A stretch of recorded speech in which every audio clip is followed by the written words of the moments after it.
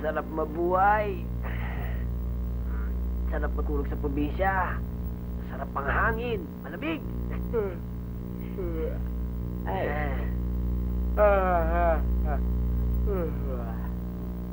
Walang traffic.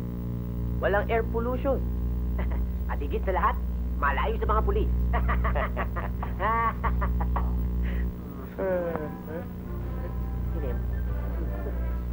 Malapit yata sa eskwelahan to, ah.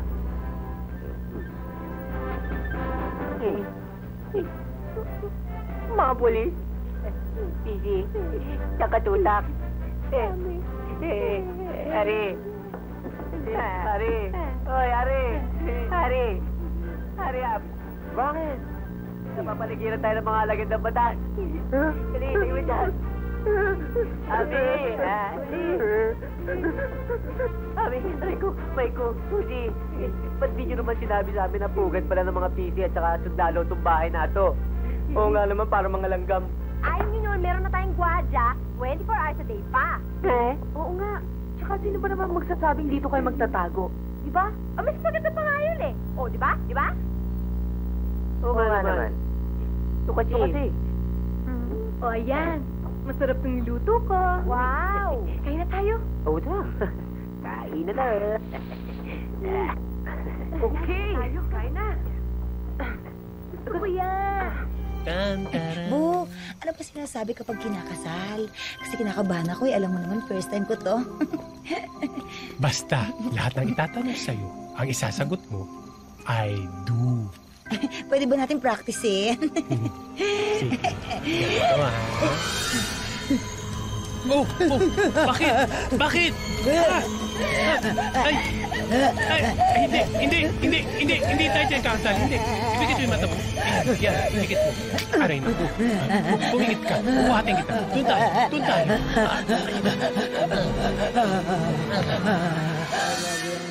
Si. Hindi naman tama yung ginagawa nila, diba? Sino yan? Yan ang West. Tapos may kasamang janitor sa kagwardya para may witness tayo. Hindi ko alam yung West, pero yung janitor alam ko. Sige. Kilala mo ba yan? Hello po. Hi. Good evening po. Oy. Hi. Kumusta naman po yung paglilinis nyo ngayon? Maayos naman, maayos. Ay. Yan yung West. Yan yung janitor sa kagwardya. Ganun ba? Hindi malaman alin ng janitor, alin ng West. Iisa kasi itsura nila, walang pinagkaiba. Siya, tara na. Simulan na natin. Opo. Tawagin mo na yung asawa mo at nakakaya niya sa magiging biyanan mo. Ganon. Insultuhan tayo dito? Ha? Mukha kang balot na napasma? Huh? Kailangan ba talaga kapag huwes, kamukha ni Hampi-Dampi? Teka lang. Matanong lang kita. Sigurado ka bang babae to? Baka hindi pa pasukin to kahit sa ambar, lalong-lalo na sa balcony.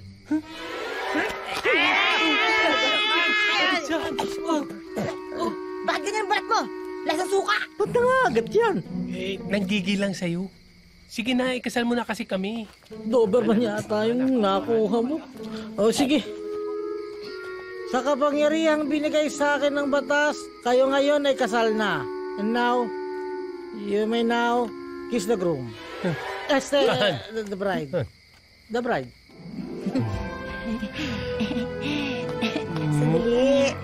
Sandali lang! Bakit? Naku, di ba? Sa pisngi lang.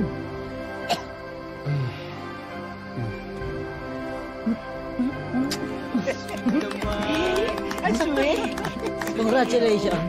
Kasama niya yung kanya magaling na singer na si... Sino ba yan, anak? Ana. Si Ana. Si Ana. Lisa, Dindo, si Hello. Lisa, Hi. anak ko. Si Helen, anak ko din. Hi. Sila ho. Ay di mga yan kaibigan ng mga anak ko. Pero walang bilang ang mga yan. Aba, upo, iha. Ay, bakit ka ba napasyal, ha, anak? Kasi alam niyo, Daddy Steve, habang wala pa ako nakikitang tirahan para kay Ana, naisip kong dalhin dito kasi tumatanggap kayo ng border. At alam ko naman ligtas siya dito sa inyo. Abay, siyempre, tungkol sa kaligtasan, huwag kang mag-alala. Safe na safe yan dito. Miski nga mga lukod diyan, ilag sa akin, ako bahala diyan. Paano, Daddy Steve, iiwan ko na ho si Ana sa inyo? Oo, akong bahala diyan sa batang yan. Ituturing kong anak siya. Sige po, hindi na pa magtatagal at tutuloy na po ako. Oh, bakit ikaw'y aalis na agad Meron nga diyan kanina pa, hindi pa naalis Ikaw kadadating lang Mauna ka pang umalis. Meron akong lalakaring importante. Ay siya, sige, lakad na anak. Mauna na po ako. Siya. Huwag na yan, ako na bahala dyan. Sige, Ana. O siya anak, sige tayo na doon sa kwarto mo at sasamahan na kita. Oy, walang kikilos, walang hihinga. Billy, pasensya ka na sa tatay ko, ha? Alam mo naman ang ugali nun, eh. Huwag kayong mag-alala. Gagaan din ang loob sa inyo ni Daddy, okay? Sa palagay ko matatagalan. Hintayin na lang kaya natin mamatay. Tatay namin yun. Tatay nga naman nila yun. Oo nga.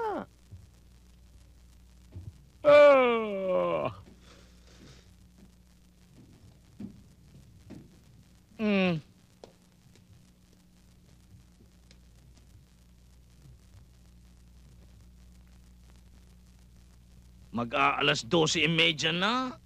Ayaw pa magsialisan. Ang taong sanay matulog doon sa kama, mapipilitang matulog din sa semento. Uwi na tayo. Gustong-gusto mag-stay in, hindi naman hotel are at wala na namang curfew. Mang Steve, tutuloy na po kami. Abo, ay kanina pa kayo sige na.